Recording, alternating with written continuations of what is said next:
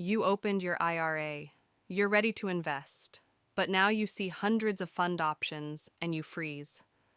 Target date fund or index fund, which one actually grows your money? Today, I'm showing you exactly which one fits your stage of motherhood and career, and why this decision matters more than most financial advisors admit. A target date fund is your investing autopilot. You pick a retirement year like 2055, and the fund automatically adjusts from aggressive to conservative as you age. Set it and forget it. An index fund tracks the entire market. You're buying 500 companies in one purchase, but you control everything. How aggressive, when to rebalance, what allocation. Think of target date as cruise control, index fund as manual transmission. Both get you there, but differently. Here's what financial advisors won't tell you. During your peak child-rearing years, roughly ages 30 to 45, you have zero mental bandwidth for portfolio rebalancing. Target date funds exist specifically for this season, when you're juggling daycare drop-offs, work deadlines, and bedtime routines. That automatic rebalancing is worth its weight in gold. But here's the trade-off. Target date funds charge around 0.15% annually. Index funds, about 0.03%. On a $200,000 portfolio, that's $300 per year versus $60. Over 30 years with compound growth, that fee difference costs you approximately $47,000. So you're paying for convenience. The question is it worth it for your current life stage? Here's your decision framework based on motherhood stage.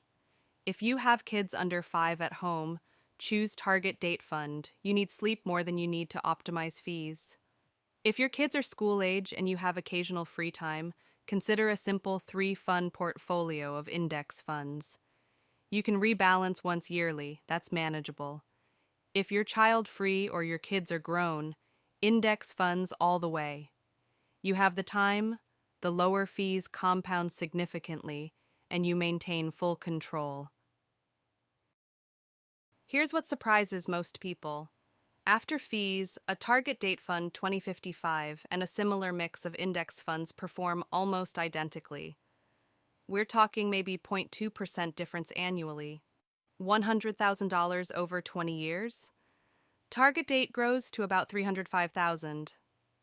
Index fund mix? $320,000. $15,000 difference. That's real money.